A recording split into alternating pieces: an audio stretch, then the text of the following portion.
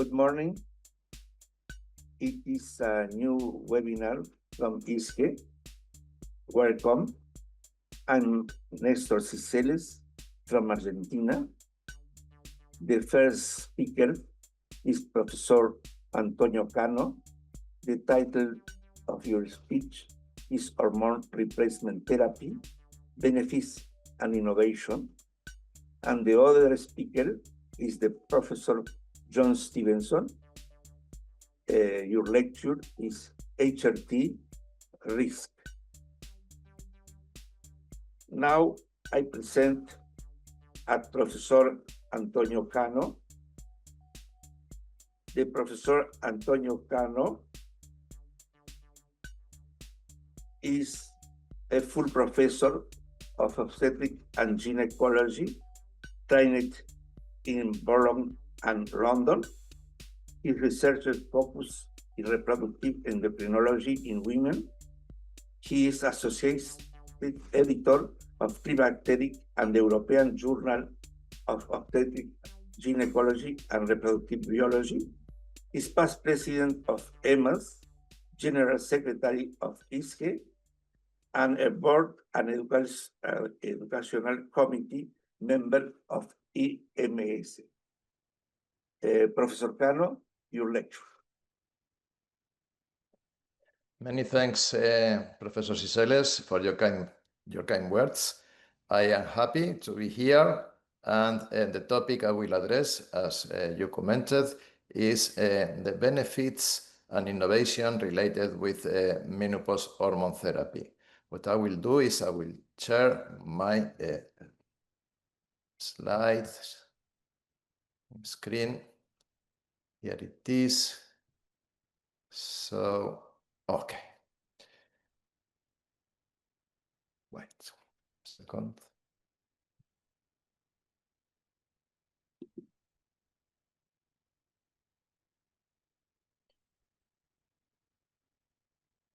These are my disclosures.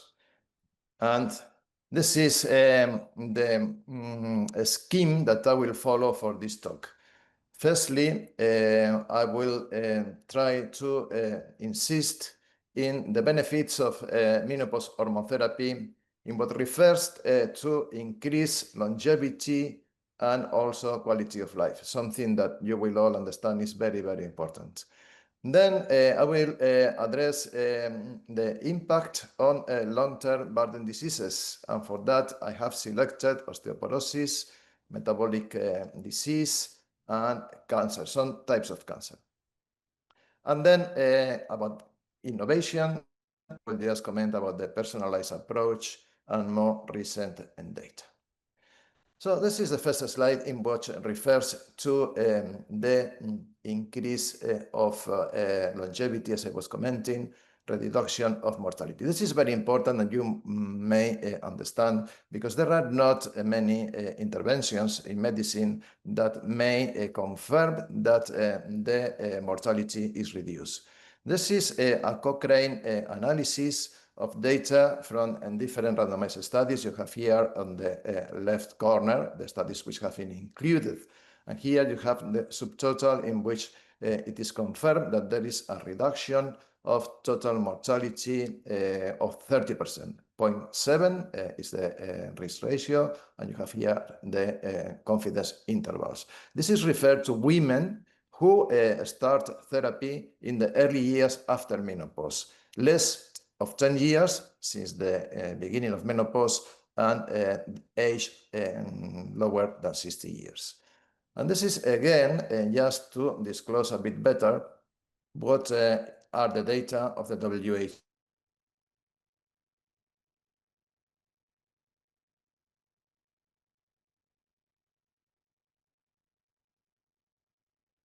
Chart the population by age, you will see how there is a difference in terms of mortality, which is men, it is neutral for women who are older, 60, 69, or 70, 79, although there is a trend for increasing mortality as women get older. Also, as I was commenting, it is important for the reduction of symptoms associated with menopause and with quality of life.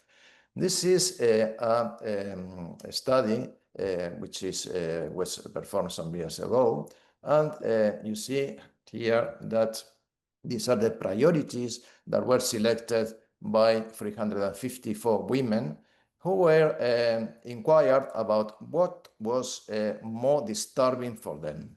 And you see that vasomotor symptoms is first, with 90.7% of women commenting that this was the main problem they had. Then disturbed sleep, concentration and remembering, fatigue, and then two items which are intimately importantly related, like it is the loss of interest in sex and vaginal dryness, which in total amounts something like 38–40%. And here we have which are the effects of menopausal hormone therapy in what refers to those symptoms. This is data from the WHI, recently published, and you have here on the left the only estrogen branch of the study. Here on the right, the combined arm of the study, in which you have both estrogens and progestin, the medroxyprogesterone acetate. And you see here how women were again segregated by age, 59 in blue, 60–69 in black, and in yellow 70–79. You see that in all of them, and in the two studies, not so clearly in the case of the combined study, but in all of them, even if these ladies were not selected because they were particularly symptomatic, there is a significant decrease in vasomotor symptoms. There are many studies in the literature for that, but I have selected this one because I think it's illustrative, because these women, as I was commenting, were not selected because they were in what refers to the genitourinary syndrome of the menopause. Also, the literature is full of data. This is something which is highly prevalent. You see here data showing that, and in the case of postmenopausal women, more than 50%, and the data change a lot depending on the age and on the time since menopause. This is a study in which as a local treatment, and you have here which is the effect at different levels: dryness, dyspareunia, pruritus, dryness, fragility of the mucosa, and flattening of the. And you see how in 12 weeks of treatment, as compared with baseline, for example, here for vaginal dryness, you see that there is a significant difference in women who were active, which are in blue, versus the placebo, which is in red. And the same is reproduced for all the other items. So it is clear that this is a real problem, very prevalent, with implications for health, but also something that may be easily and effectively addressed by menopausal hormone therapy. And then I have selected this study because this is a very debated area in the literature. This is the effect of menopausal hormone therapy on sleep. This is interesting as a study which in a very good design. It was a double-blind randomized controlled trial, 1 year follow-up, and you see which was the effect of transdermal estradiol versus placebo for different areas related with sleep. You have here for mean awakenings, which is a significant difference, and also for mean time to fall asleep. And this has been adjusted for baseline, as shown here, for the impact of vasomotor symptoms and also for the impact of depression. So this is adjusted data, and data showing a significant difference. So this is very interesting, very important data to illustrate what we were commenting about the effect of menopausal hormone therapy on different aspects related with symptoms and quality of life. And of course, with the impact on those symptoms, there is a reflection at the level of quality of life. This is data of the MENCOL study, which is, as you know, a scale to evaluate the quality of life of menopausal women. And this is data from one study. There are many data in the literature. I have selected this one because it's particularly clear, but there are many others. This is the Replenish study, in which the effect of estradiol associated with micronized progesterone in different dosages. We have here 1 milligram, 0.5 milligram, 0.5 milligram with different doses progesterone, then 0.25 milligrams. And you see that in all of them, the higher the dose, the lower the impact on the quality of life. The impact, the increase in the disturbances of quality of life was much less than in placebo. So probably now we have an idea of what it is menopausal hormone therapy in what relates with mortality and also with quality of life. If we move now to the second part of my talk, which relates with osteoporosis, metabolic burden, and cancer, I have firstly taken this slide, which is quite common use in many talks, because very eloquently shows how the WHI study, again, here the combined arm above and below the only estrogen, you see how there are different bars in red, which is risks, and in blue, which is benefits. And clearly you see that with the monotherapy arm with only estrogens, there is a much higher prevalence of blue bars, showing that the benefits were higher. But it is interesting because I will concentrate, as I was commenting, on osteoporosis here, that is reduced in both cases, but also mortality that we have already commented, and diabetes, which I will not extend on that, but it is interesting to observe that there is a reduction in both arms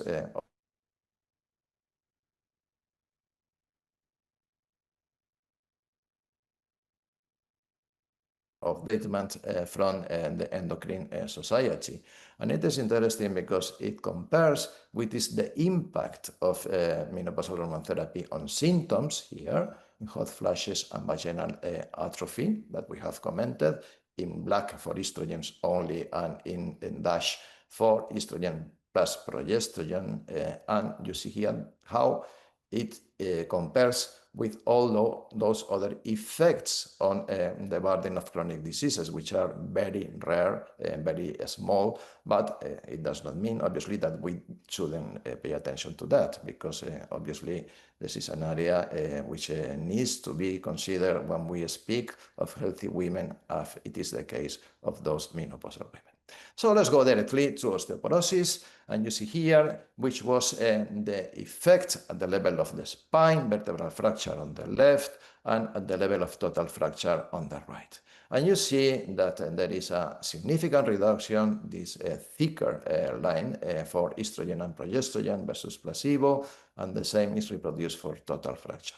I haven't brought the rest of the data. There is also data for forearm fracture, data for hip fracture, but all of them showing this benefit of hormone therapy. But I have also included this data because I think are particularly interesting. This is the follow-up of the participants of the study that we have seen just in the previous slide, but the follow-up for several years, you have here up to 5 or 7 years. And you see that against what could be expected, that the benefit of the bone could be lost once women stop treatment, this was not the case. As you see, both lines with placebo or treatment are maintained together as the time goes by, indicating that the benefit that was incorporated to these women because of the treatment was kept and was a treasure that they will keep for years and years. Then what about metabolic syndrome? Well, this is just a cartoon showing that the metabolic syndrome is the result of dysglycemia, dyslipidemia, increased blood pressure, and central visceral obesity. And we know that when menopause emerges, when menopause appears, there is a loss of estrogens, but there is not such a big loss of androgens. So that there is finally an increased androgen-estrogen ratio. That means that women are exposed to a higher relative concentration of androgens.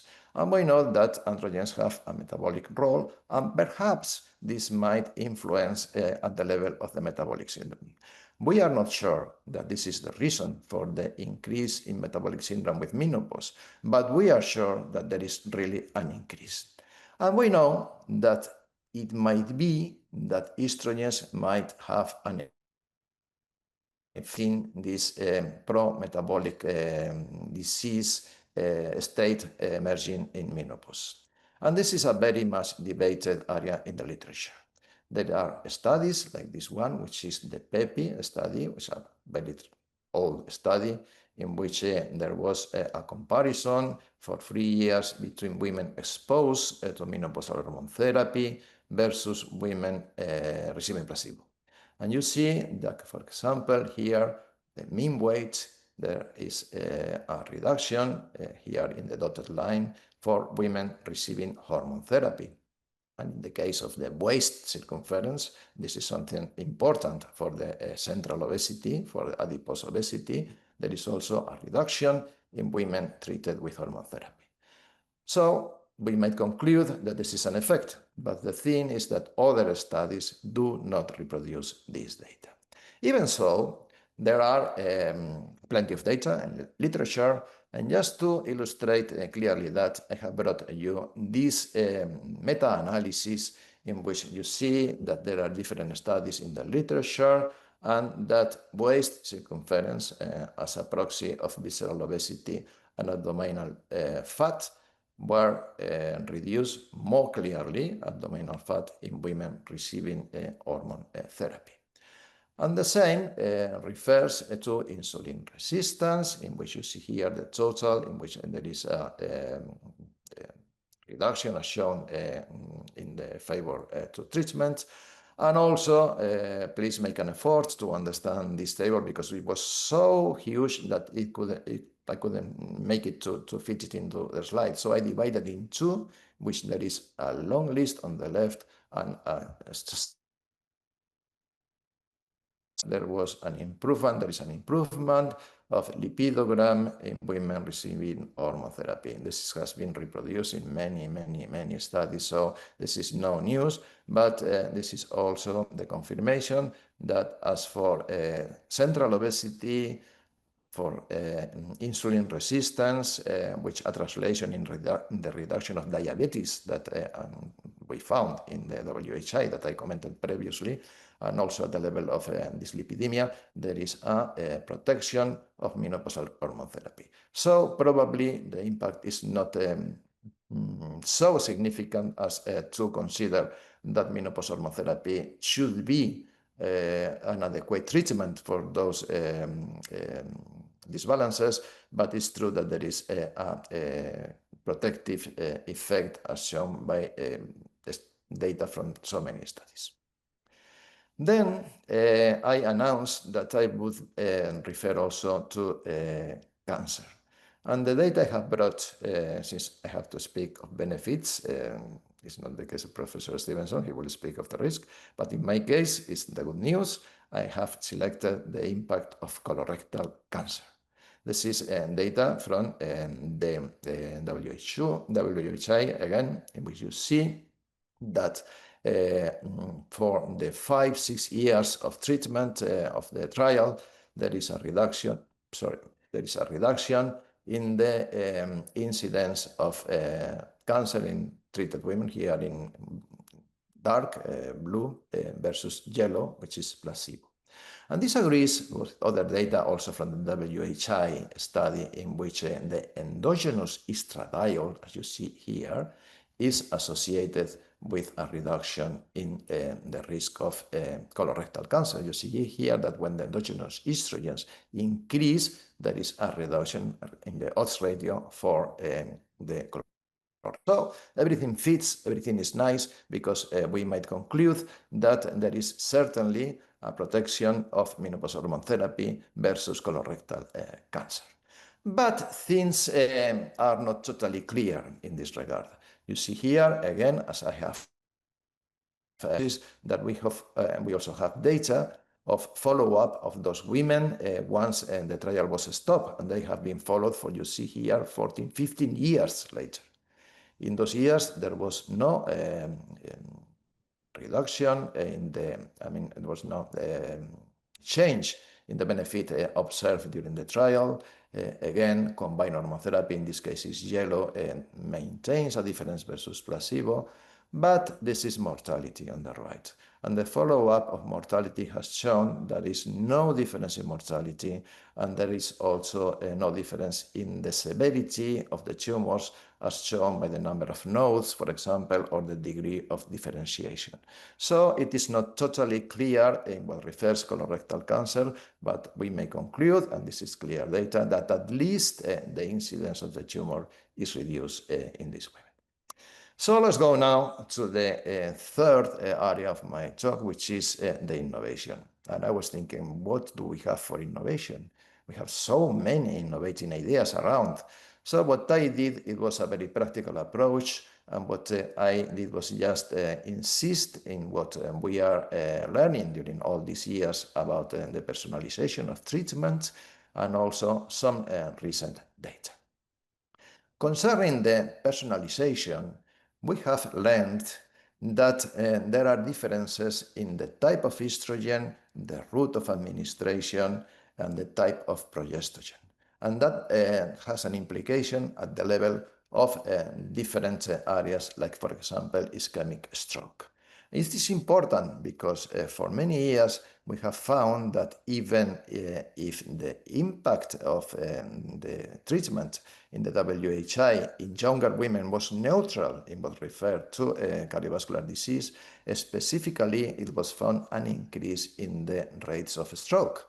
So that's why I selected this slide for you today. And just to show you here on the left, you see this is, well, as you see in the slide, this is a French study, a nested case control study, in which there is several thousand. So you see here more than 3,000 of ischemic strokes versus 12,000, a bit more of 12,000 controls. And you see here what is the difference between oral estrogens and transdermal estrogens. It's very clear. You don't have even look if the ladies were selected because if they were or not diabetic, dyslipidemic, hypertensive, or any other risk factor. You see that in all cases, oral estrogens are displaced to the right, indicating risk, while transdermal estrogens remain in the neutral, safe place. So one conclusion from this study is an observational study, we agree, but is that the route of the estrogen is important for different outcomes, in this case for oral estrogens in the case of this stroke I was commenting. This is another source of data that had been published last year from Sweden. This is a nationwide register with almost 1 million women aged between 50 and 58, followed between 2007 and 2020. And it shows how was the distribution of the different options of menopausal hormone therapy along the years. And if we focus, for example, on transdermal anabolic estrogen that we have just commented, which is here the blue section of the bar, you will see that there is an increase with the years. And also, if we move to transdermal combined, which is the yellow, you will find that as years go ahead, the selection of the products seems to be more rational. And again, this is data from the same study in which you see for different outcomes. You see here cardiovascular disease, ischemic heart disease, cerebral infarction, myocardial infarction, and venous thromboembolism. And if you put your attention here in transdermal combined or transdermal estrogen, for each of the outcomes, you will find that those transdermal estrogens remain in the safe area for all the outcomes. So in a way, we are confirming what we have commented in the previous slide. And I think this is an important message which is related with what we are learning about personalization of treatment that I was commenting. Also the progestogen. This is data which relate to breast cancer. And you see how, and this is again a French national study with almost 100 women followed longitudinally for a series of a number of years, and they are evaluated every 2 years. And you see here that in the case of breast cancer, for example, estrogens with progestogens, the longer the time, the higher the risk. But this is not the case of dydrogesterone or progesterone, which are more neutral. So it seems that also the progestogen is important and may make a difference in terms of benefits in what refers to breast cancer. This is another study showing exactly the same with a different population. This is the study with Vinogradova from Britain, in which you see that different progestogens, hydroxyprogesterone, levonorgestrel, norepinephrine. Here again, the progesterone, and you see how the risk of breast cancer is diminished as compared with other progestogens. So we are selecting transdermal in the case of estrogens, progestogens. Some progestogens may be better than others. And again, here, in this case, speaking of venous thromboembolism, again, the French cohort, in which you see how micronized progesterone here is almost neutral as compared with other progestogens. So in different outcomes, like breast cancer, like it is in the venous thrombosis here, or in the stroke that we were commenting earlier, it seems that the personalization, the selection of the appropriate products may be related with a better outcome. Okay. New data, so new products. So you see here Dr. Disfalusi, who discovered in 1965 the estetrol. And just to remind you what it is synthesized by the fetal-maternal unit, increases exponentially in the third trimester and passes the placenta to the mother. And there are biochemical studies interesting showing very low affinity for the estrogen receptors. That means that you have to increase the dose, but probably you will escape from some poor outcomes and that we are not interested in achieving. It produces a low level of mitosis in the endometrium, and it has been just taken by the industry in 2001. And it is expected to be in the market. It has been approved for contraception 2-3 years ago. It is expected to have in the market for menopause hormone therapy in 2026. And there are some interesting data. Here you see for thrombotic risk, the activated protein C resistance indicator, which is very strongly related with thrombosis risk. You see how there is a difference in the case of estetrol on the left versus ethinyl estradiol with 2 different progestogens. And when checking with a functional test, as that which has been designed by Dr. Dufis in Belgium, you see that it translates into venous thrombosis risk, and you see how the increase in the resistance to activated protein C is related with increased venous thrombosis. So it means that those data obtained for estetrol might potentially be associated, and I stress might, because this is biochemical data and we don't have the big studies showing this for the moment. But we have some other studies, not terribly high in numbers. You see here 257 women randomized on the left to different doses of estetrol or placebo, and you see that in what refers to the frequency of vasomotor symptoms or the severity, there is a significant reduction as compared, as I was commenting, with placebo. And also there are data in what refers to the GSM, the genitourinary syndrome of the menopause.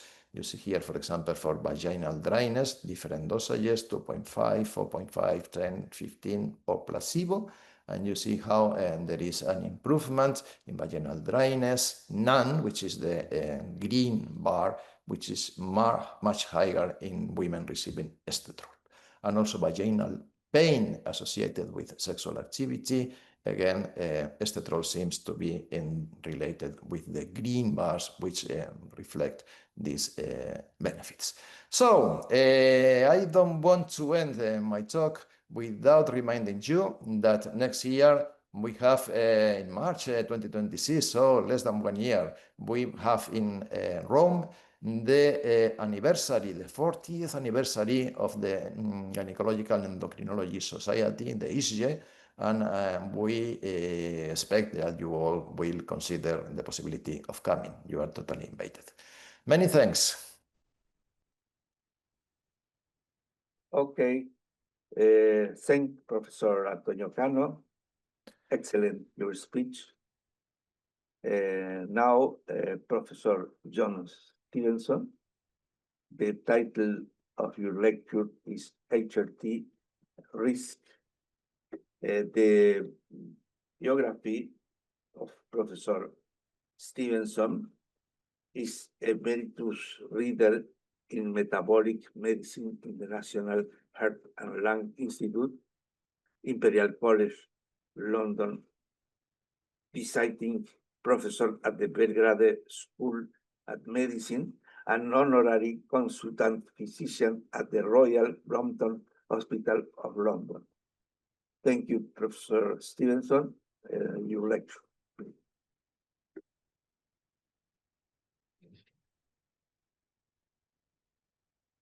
Okay, thank you, Nestor. So I was asked just to talk about the risks of hormone replacement therapy. And so this is what I'm going to do. If I can get the thing to work. So these are my disclosures. And so the risks that I'll talk about will be risk of HRT for breast cancer, ovarian cancer, stroke, venous thromboembolism, and coronary heart disease. So I'm sorry if I'll be repeating some of the things that Antonio has already presented. But as I say, I was just asked to talk about risks. So we'll start with breast cancer. And if we look at the Women's Health Initiative, which we've already looked at, then what you can see in the initial publication of their preliminary findings in 2002, they said that there was an increase in breast cancer, although in fact the confidence interval included 1, so this wasn't statistically significant. In the follow-up publication of the so-called full data, it was just significantly different. And then in another publication that they did, it was not significant after they had adjusted the data for confounding variables. What they found was that if you looked at the people involved in the study, if you divided them into those that had never had any hormone replacement before they came into the study, or for those women who previously had some hormone use before joining the study. And there does seem to be a difference. And as you can see on the left-hand part of the slide here, then there was no difference at all for those not having had previous hormone exposure. The pink line is a placebo, the blue line is the estrogen plus progestogen. On the right-hand side of the slide, you can see for those women who had previously had some hormone replacement before going into the study, then again, the effect of the estrogen progestogen is pretty similar, but it looks like the placebo effect is somewhat different. So in fact, if we look at the placebo from on the left-hand side of the slide, just look at that and then move it over to this study, you can see that with the apparent increase in estrogen plus progestogen, it's actually identical to the placebo in the women who have never had hormones previously. And so what it seems is the difference between these groups between estrogens and placebo is due to the fact that the increase in cases in placebo is considerably less than one might expect from the left-hand study. So I think it makes it a bit difficult to understand how we're supposed to interpret these findings. What about with estrogen alone? And they did find a different effect there, in that they originally showed that there was a non-significant reduction rather than an increase in breast cancer with estrogen alone. And the follow-up publication of their so-called full and final data showed that there was this non-significant decrease. But when they looked at valid completers rather than the intention to treat analysis, that actually did show a significant reduction in breast cancer with the use of estrogen alone. So we're seeing a clear difference here between the estrogen plus progestogen and the estrogen alone. And of course, the estrogen plus progestogen, the progestogen they used was medroxyprogesterone acetate, which is an androgenic progestogen. And that probably is important in terms of its effects. When we look at the estrogen alone with their subsequent follow-up, and it's up to 20 years of follow-up of the study, for those women that were randomized to estrogen alone, you can see that there's actually a significant reduction in breast cancer incidence. So that is clearly an apparent beneficial effect. But what about mortality? And obviously that's the important thing to look at. So from the WHI, breast cancer mortality, if you look first of all at the estrogen alone arm versus placebo, and you've got the over 10,000 women who have followed for 20 years, then the hazard ratio is 0.6.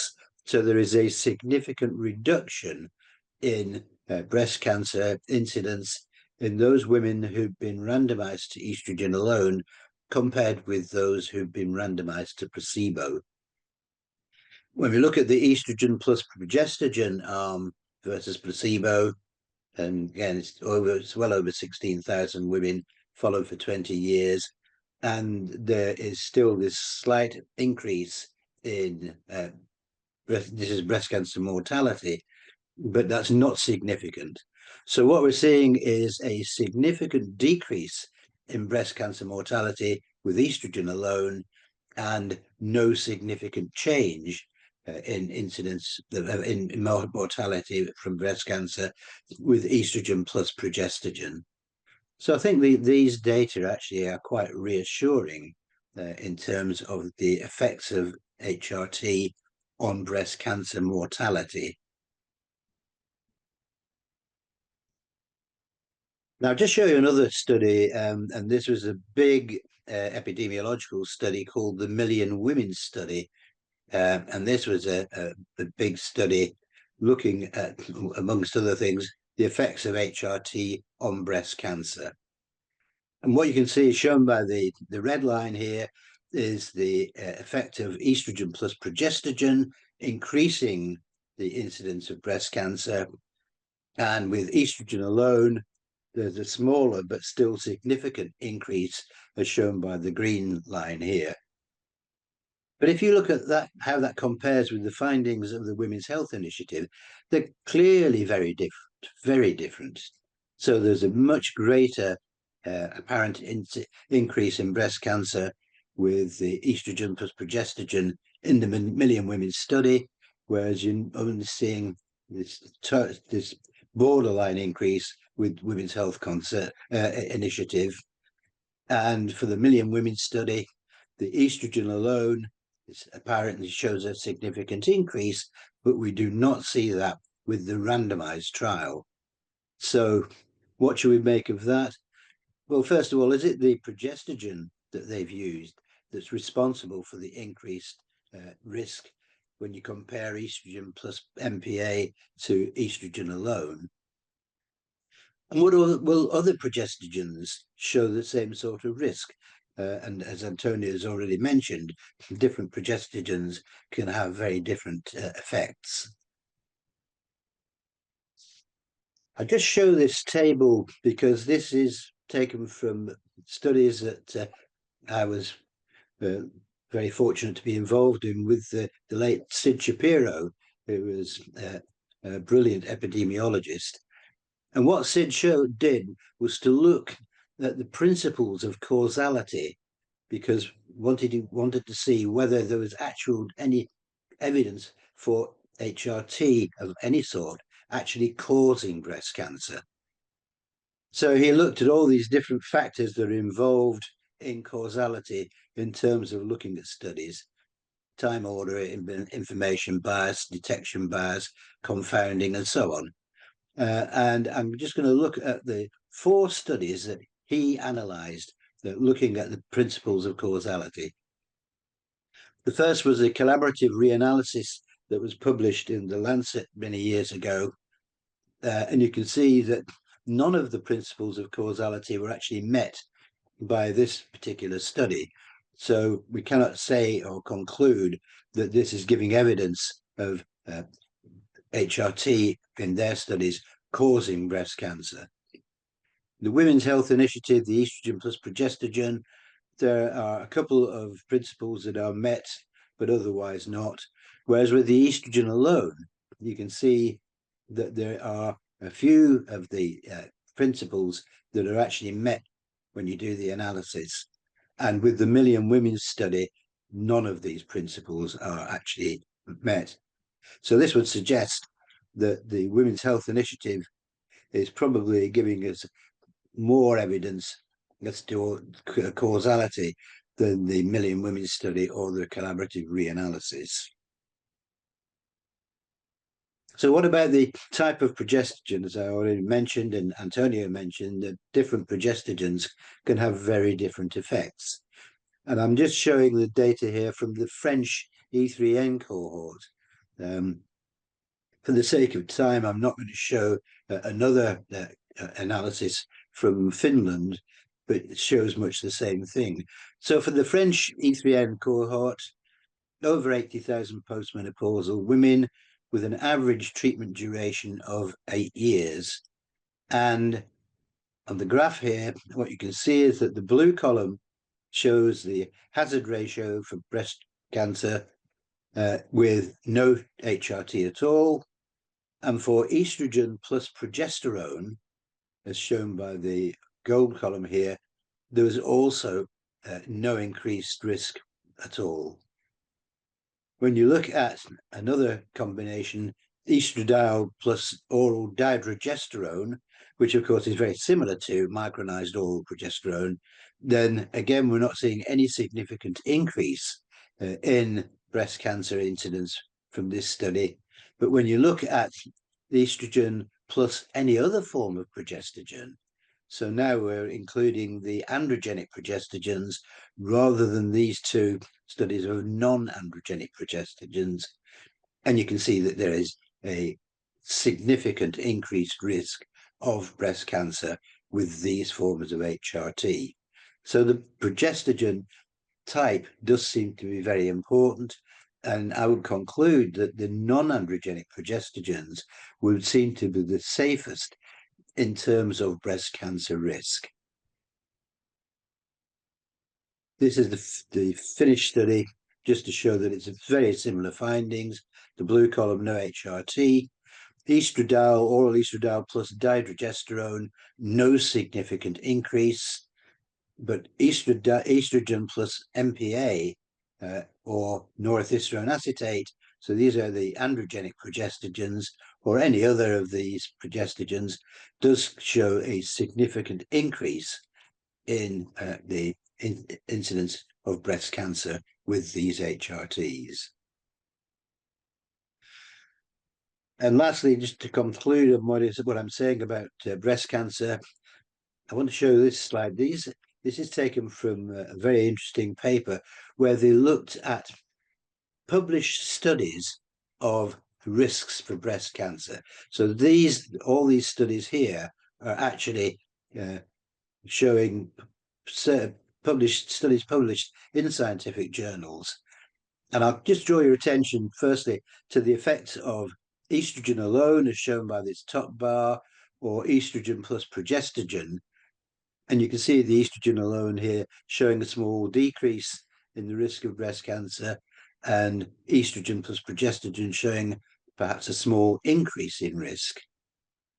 But if we look at all these other studies, you get the same risk for breast cancer as you get with estrogen plus progestogen, HRT, if you take children who have eaten French fries before the age of 5. Or if you look at other confounders, the waist-hip ratio, and increased waist-hip ratio, of course, does increase the risk of breast cancer quite considerably. And we've known this for a long time, that obesity is certainly a very important factor for a risk of breast cancer. But the bottom one also amused me, that the biggest risk they found in their analyses of all these different published papers was that the biggest risk seemed to come from electric blanket use. So one has to think, well, can we make biological plausibility for any of these findings? And for a lot of them, I think we actually can't. So it's so important when you're looking at risks for breast cancer or any other cancer or any other risk, to actually look at the biological plausibility of the findings. Right, let's move on to ovarian cancer. And the big meta-analysis, the collaborative group, again from Oxford, who looked at 52 epidemiological studies with over 21,000 women in this cohort, and in the prospective studies of over 12,000 women. And what they found was that there was an apparent increase in the risk of ovarian cancer, whether you used HRT for less than 5 years, as shown by the top line here, or for more than 5 years. Absolutely no difference between the two. And therefore, they inferred that the increased risk may be largely or wholly causal. And they claim that their studies showed that HRT caused ovarian cancer. However, again, if you apply the epidemiological principles of causation, then looking at time order, it certainly doesn't meet that criterion. And what Sid Shapiro proposed was that undiagnosed ovarian cancer caused current use of HRT, and not the use of HRT causing ovarian cancer. And the reason that he said this was because if you've got undiagnosed ovarian cancer, it can present with dyspareunia, with lower abdominal pain, with recurrent urinary tract infections. And all of these could be ascribed to estrogen deficiency, and hence would lead to an increased use of HRT. Whereas in fact, it was ovarian cancer that was causing these symptoms before these patients went on to HRT. And so it's not the reverse. And Sid concluded that the finding of their meta-analysis did not satisfy criteria of time order, of bias, confounding, strength of association, dose response, duration response, consistency, and biological plausibility. And he concluded quite rightly that this meta-analysis did not establish that current or recent HRT use causes ovarian cancer. Let's look at another risk that I was going to cover, and that's the risk of stroke.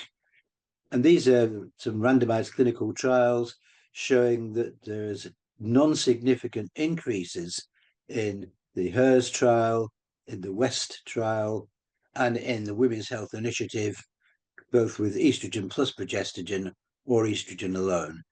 So these tiny increases are not statistically significant. The Nurses' Health Study, which is a big epidemiological study, of course, also found a non-significant increase in ischemic stroke and this was still non-significant even when they adjusted it for confounding variables, and no significant increase in hemorrhagic stroke. But what the Nurses' Health study did show that there was a dose effect in terms of the risk of stroke, and that they saw an insignificant increase if you use conjugated equine estrogens above 0.625 milligrams. They showed no duration effect for this increase over 10 years. And the UK database, general practice database, actually showed less risk with transdermal HRT, as I will shortly show you. So these are the UK data looking at the HRT routes of administration and risk of stroke. So 15,500 women with stroke and 60,000 women used as controls. And what you can see, just look at the graph here, that for transdermal estradiol, given at a dose of 50 micrograms or less, there was no significant increase in stroke. But if you look at higher dose transdermal, a dose greater than 50 micrograms, then there is a clear increased risk of stroke. And with the oral therapies shown by the columns on the right-hand side here, then what you can see with the purple column is the use of oral estradiol in a dose of 2 milligrams or less, and that's causing a small increased risk of stroke, whereas the green column shows the effect of oral estradiol greater than 2 milligrams daily, and this is showing a slightly bigger increased risk of stroke. So it's really illustrating that the risk of stroke is not only dependent to some extent on route of administration, but certainly it's more dependent on the dose of estrogen that you're given rather than just the route of administration. So the higher the dose of estrogen, the greater the risk of stroke. Now to look at venous thromboembolism, which is another of the risks that I was intending to cover. And again, looking at the data from Vinogradova and her colleagues, which was based on the GP databases in the United Kingdom. So looking at women between the ages of 40 and 80, over 80,000 postmenopausal women with a VTE, and of these, just under 6,000 have been exposed to HRT, and they match them with almost 400,000 postmenopausal women to act as controls. So what we can see is that there is a significant increase with oral HRT in terms of the risk of venous thromboembolism. But if you look at the green column here, this is the effect of transdermal estrogen, and that is not showing overall a significant increased risk of venous thromboembolism. So route of administration in terms of VTE risk, there certainly does seem to be a difference there. If we look at other studies looking at duration of use of HRT, and this is for oral HRT, then you can see with less than 1 year of duration, there's quite a significant increase in the risk of venous thromboembolism. But if the duration has been more than 1 year of HRT use, you can see that increased risk has dropped right down.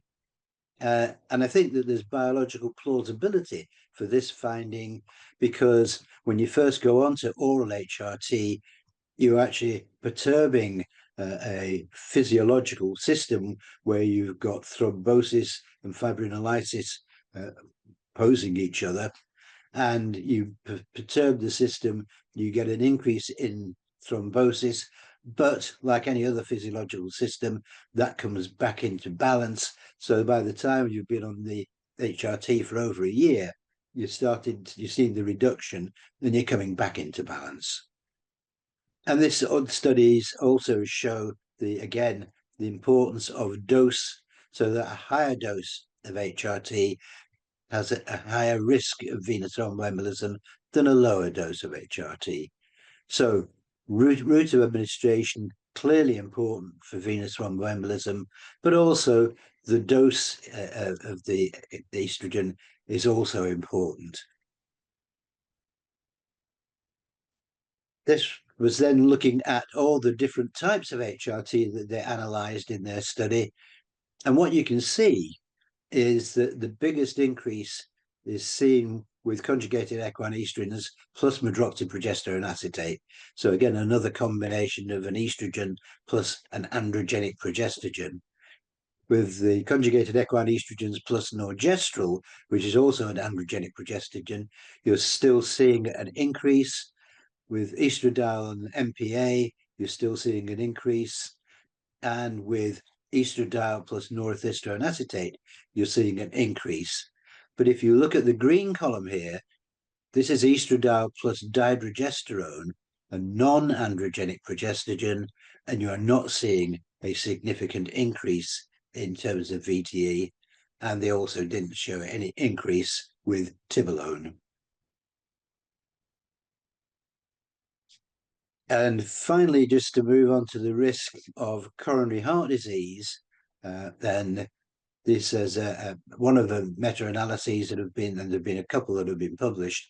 And this is the one from Shelley Salpeter and her colleagues in Southern California. Pooled results from 23 randomized clinical trials, nearly 40,000 postmenopausal women in this study, and they divided them according to when they initiated the HRT. So for women initiating their HRT below the age of 60 years or within 10 years of the onset of the menopause, shown by the green bars here, you can see that there is no significant increase in coronary incidence. In fact, there's a significant decrease. When you look at the older women initiating HRT above the age of 60 or beyond 10 years postmenopause, then you can see you don't see that decrease in incidence of coronary disease. At the same time, I would point out, you're not seeing any increase risk of coronary disease, we're just not seeing the same decrease. So clearly the timing of the initiation of HRT can be very important, and it's going to be safer if you initiate below the age of 60. And lastly, just to re-emphasize what Antonio had said about mortality, this is the meta-analysis from the Cochrane Review. And again, looking at women who initiated HRT within 10 years of the onset of the menopause, as shown by the green bar here, or initiating beyond 10 years of onset of menopause, then the early initiators are showing a significant decrease in all-cause mortality, but this is not seen in women initiating their HRT beyond 10 years postmenopause. Again, I would point out you're not seeing any increase in all-cause mortality if you initiate HRT at a later age. You're just not seeing the same decrease. But I think that these findings are very, very similar, reassuring that you're certainly not seeing an increase in all-cause mortality. So in other words, you're not seeing an increase in death from taking HRT. So what I'll conclude from what I've shown you is that HRT may or may not increase the risk of breast cancer, and it would seem to be dependent to some extent, perhaps on the timing of the initiation of the HRT, and certainly on the type of hormones that are being used. Particularly important is the breast cancer risk, which is probably much safer if you're using a non-androgenic progestogen rather than the androgenic progestogens. HRT may or may not increase the risk of ovarian cancer, but certainly that has not been proven with the published studies, and that the analyses that were undertaken do not support that HRT causes ovarian cancer. terms of HRT and stroke, then I think that this is really a safety issue, and that the important thing for stroke risk is both the dose of the hormones that you start with, and again, it's going to be particularly important, the dose at initiation, and also the route of administration, whereas it does seem that you will have less risk for stroke, possibly, if you use a non-oral route. HRT may reduce the risk of coronary heart disease, and certainly I believe that the totality of our current findings is that given appropriately and initiated at an appropriate age, then HRT may well reduce the risk of coronary heart disease, not increase it. And HRT and venous thromboembolism is another safety issue because, again, it is dependent on the dose and on the route of administration. So these things are absolutely critical for safety, looking at the dose at initiation. So the older the patient is starting on the HRT, the more important it is to make sure you use an appropriately low dose. And finally, of course, all-cause mortality with HRT appears to be reduced. And in terms of risks and safety, I think that any treatment that actually reduces your chance of dying is hardly unsafe. Thank you very much. Okay, thank Professor Stevenson. Very important, your lecture and clear. And now is the question I received. Moment. For Professor Cano.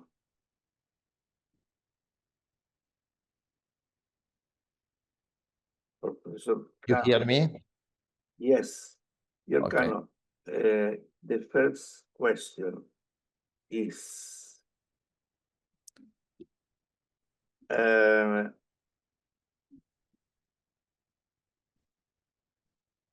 moment, please. Yes.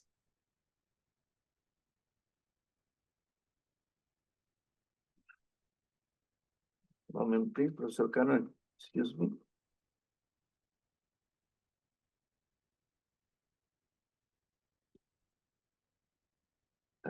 Okay, now, the first question.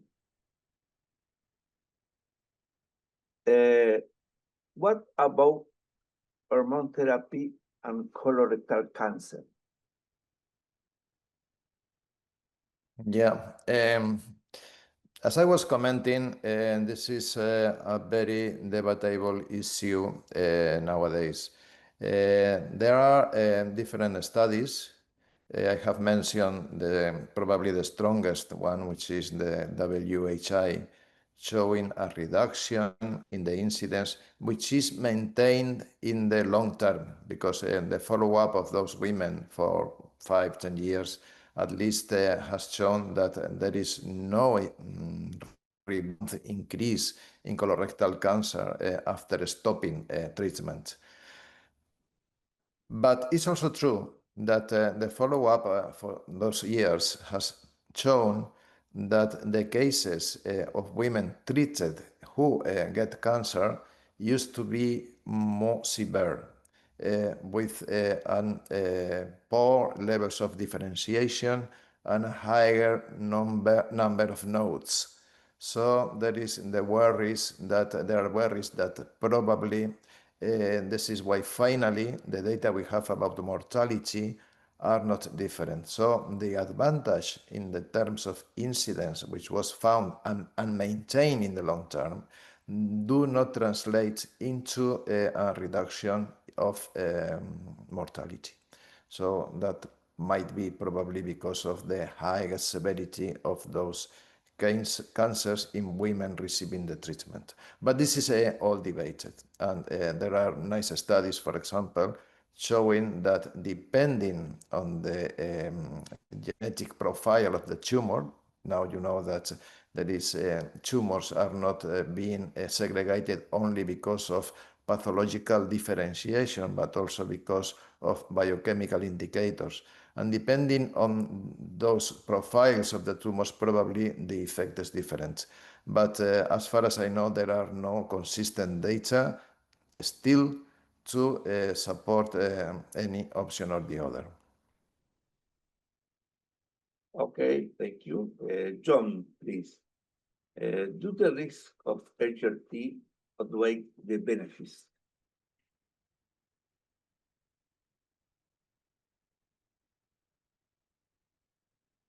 Please.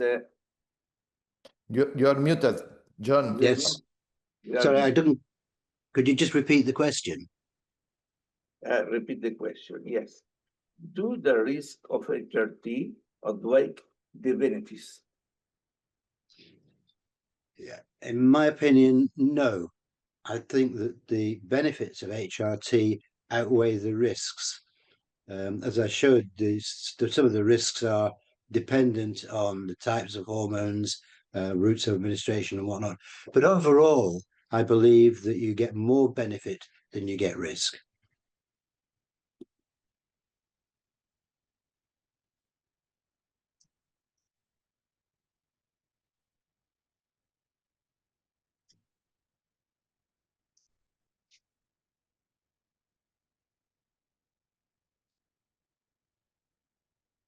Dear professors, just a second, Nestor will be here in a few.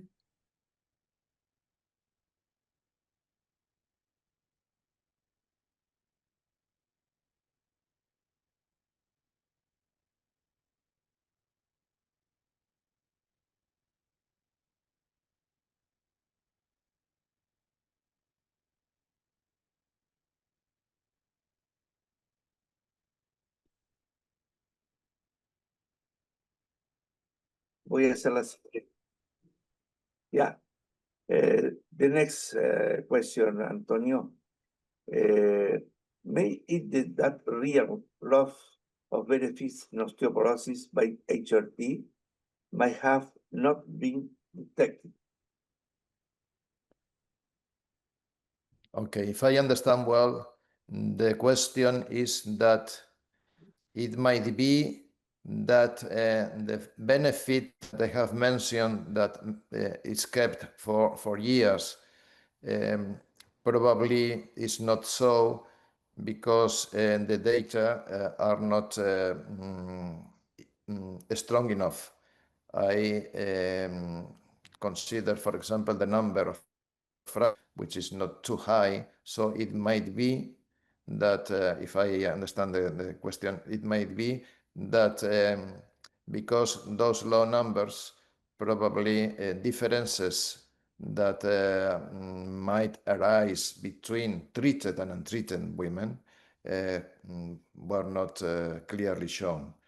Well, that's a possibility, yes. Indeed, there are quite a few years ago, I remember the case of the PEPI trial, PEPI trial, in which women were followed with biochemical markers, bone biochemical markers. And it was shown that the interruption of HRT was followed by an activation of the bone resorption. And so the conclusion at that time was that the benefit would be lost in few years. This does not seem to be the case when we look at the data that have been published from the WHI. So, and this is a personal reflection, what I consider is that, of course, the resorption rate will be increased when the hormone therapy is interrupted, of course, but probably not enough to increase the number of fractures.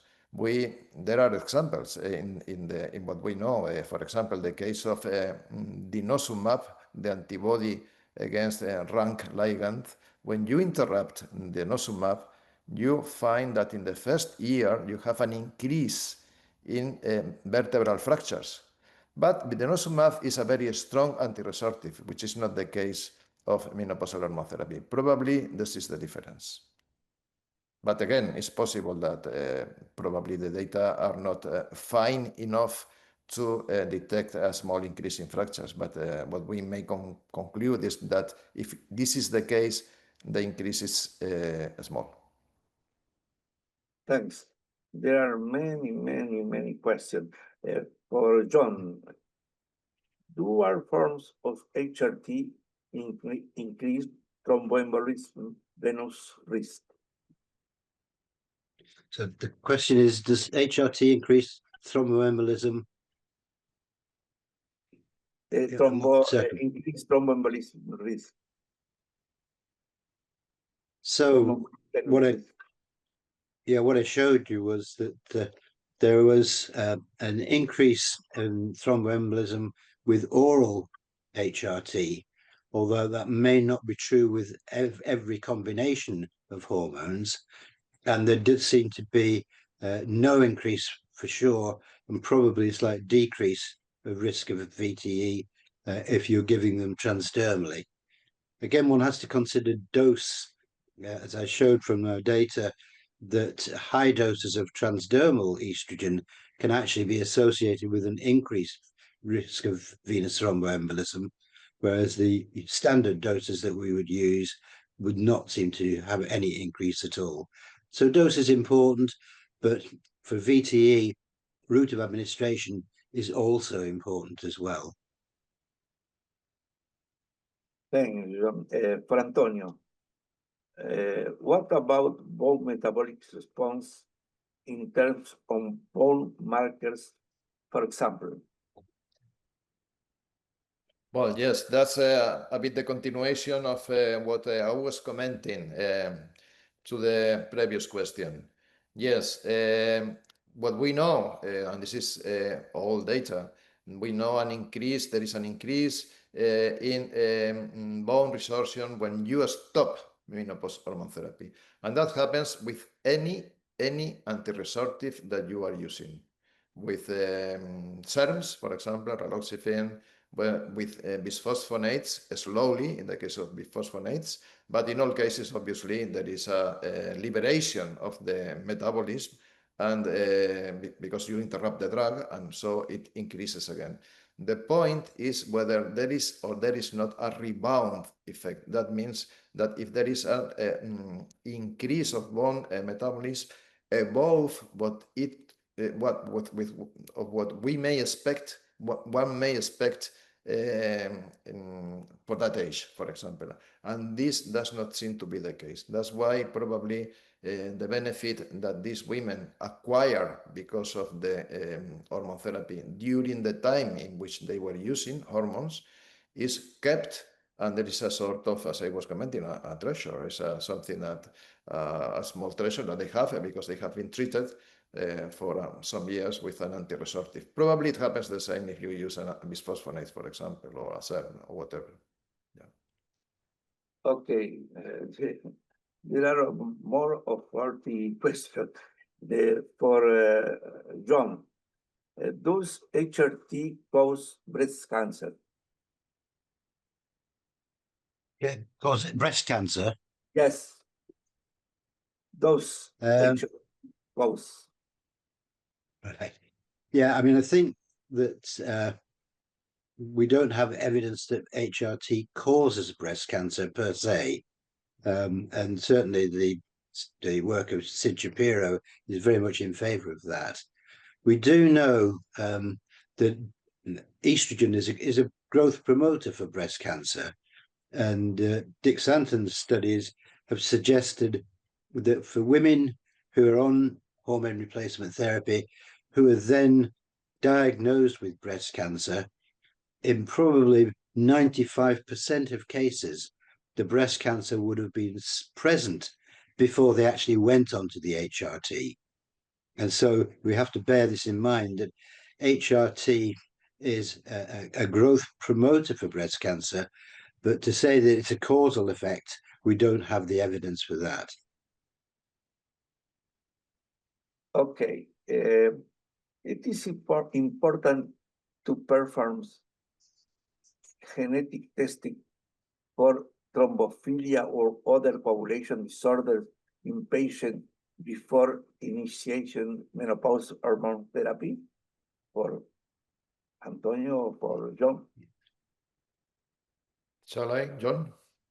Yeah, you carry on, and I'll join you. Okay. Well, absolutely no. No. No, and this is the same debate that we have with contraceptives. There is no, it's useless because firstly, you have to screen a very important population, firstly.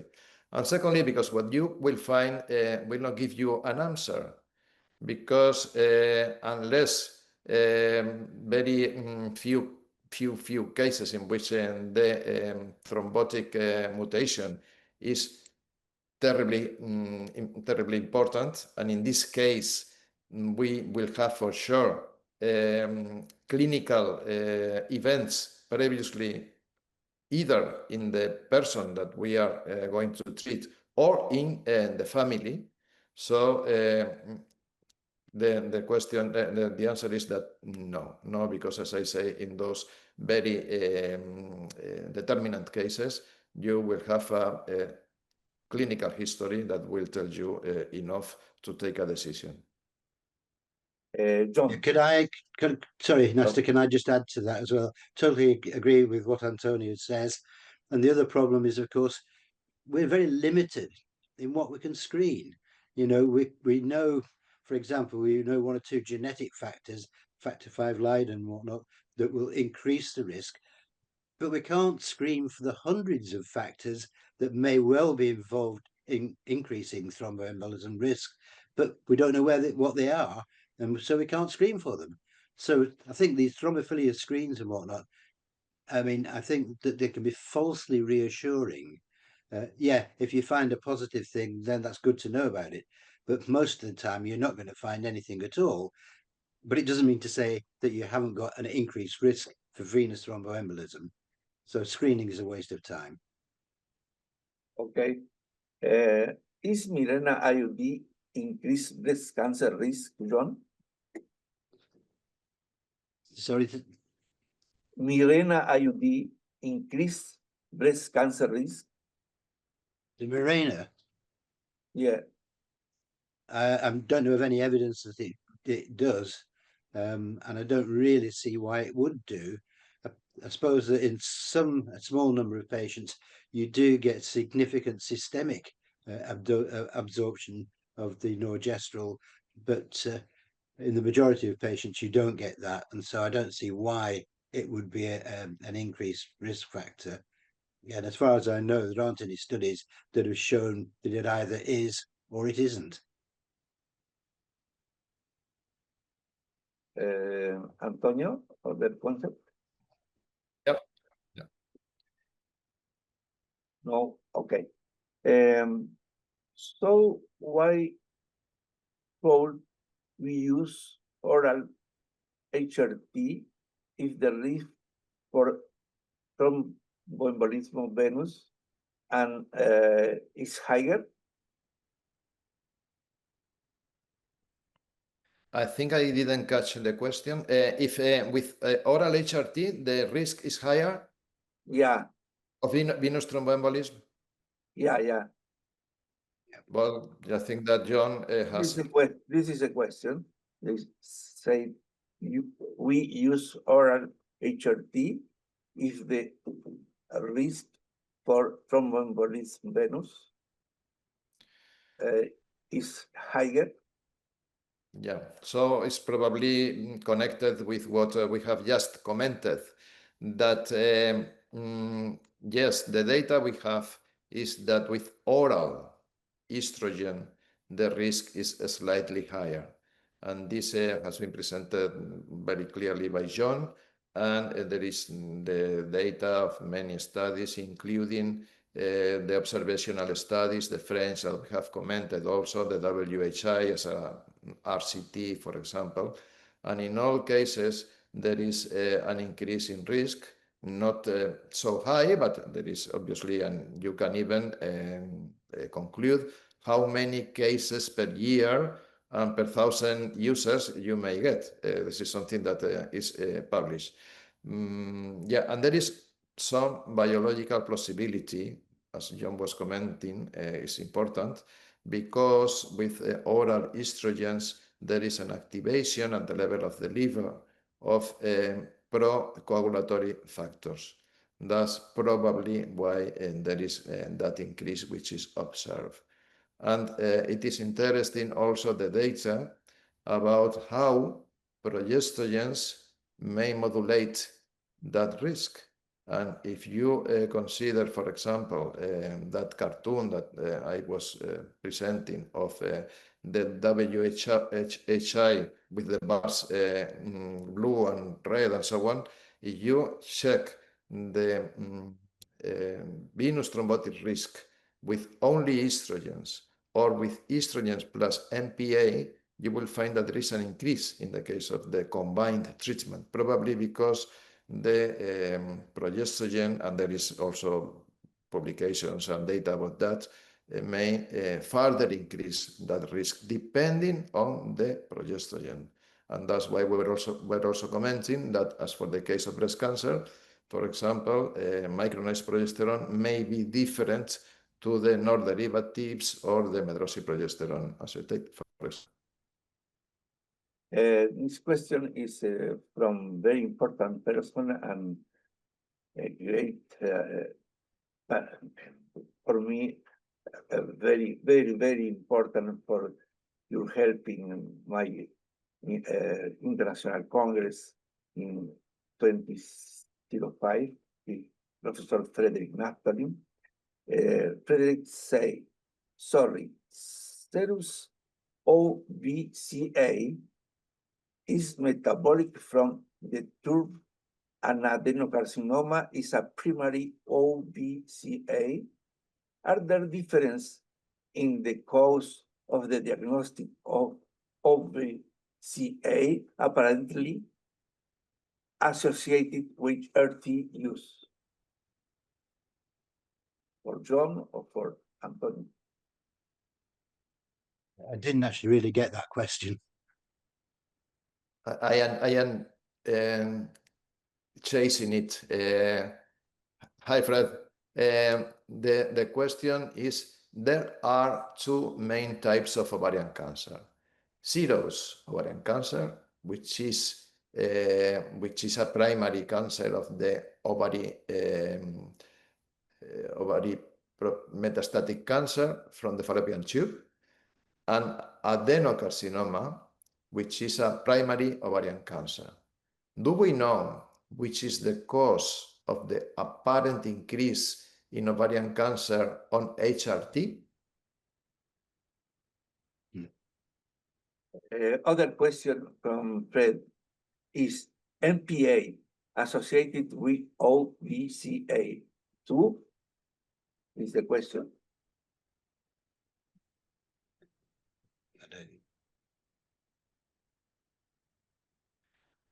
I join John.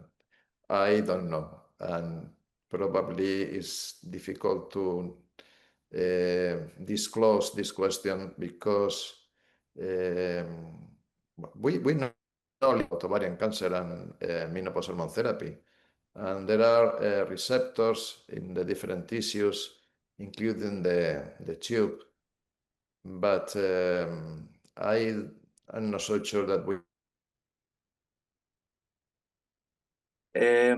Other question. We can anything about this, but certainly it's important because, as Professor Naftalin has mentioned,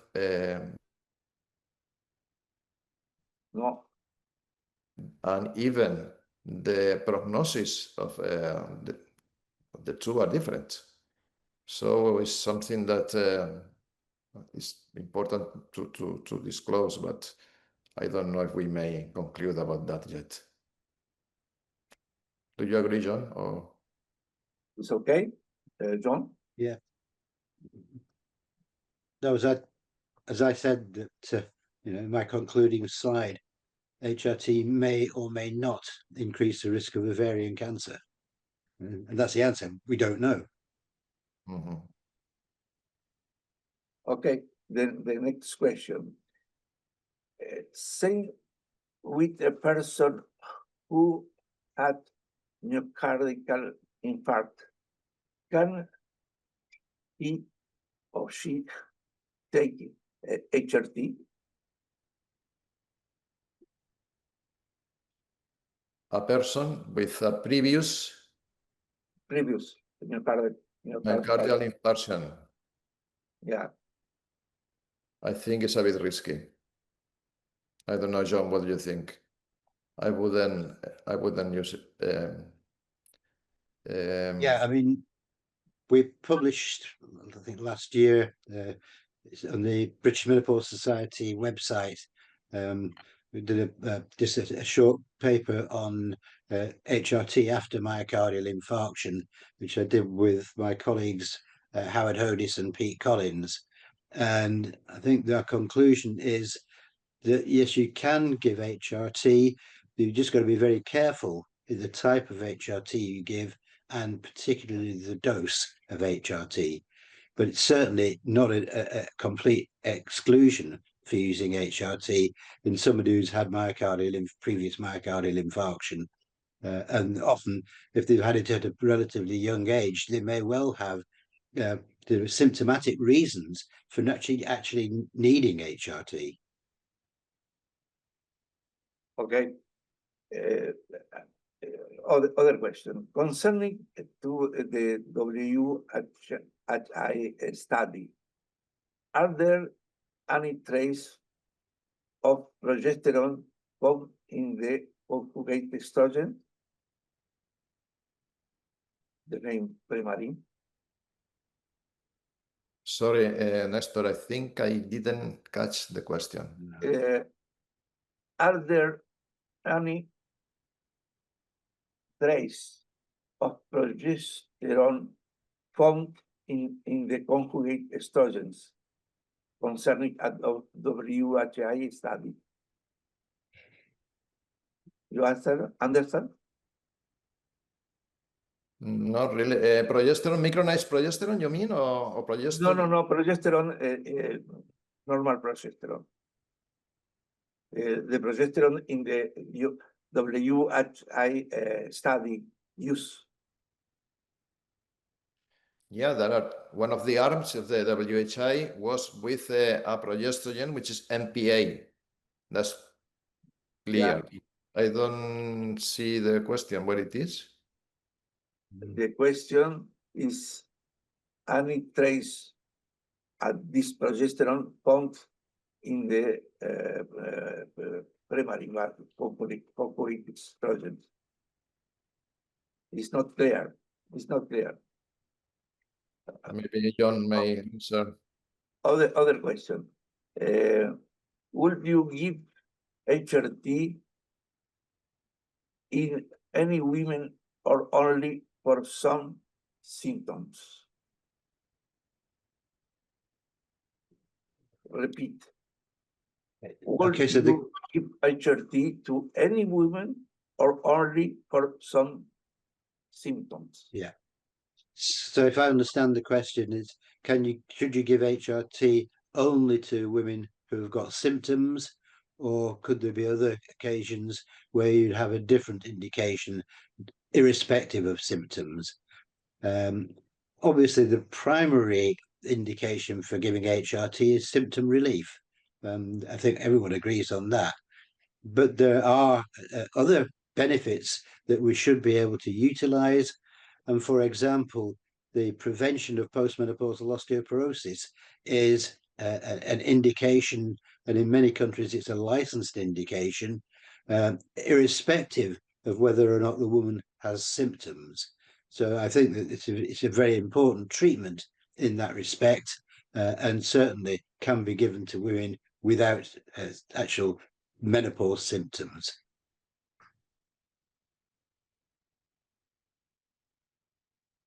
I agree, and I should also add that even in those countries in which, for example, in Europe, the EMA, which is the name of the official agency for the approval of drugs in Europe, They are not totally closed against the MHT. They consider that if there is no other option, the rest of treatments are not appropriate for any reason, you can use MHT to treat osteoporosis.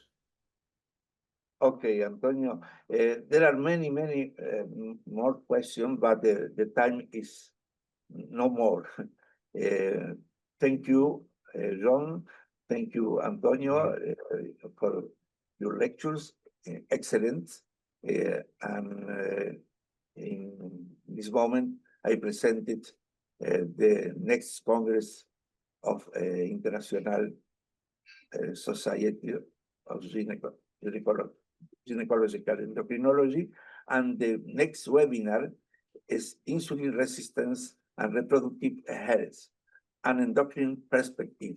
Is Wednesday, October 15, at the same time.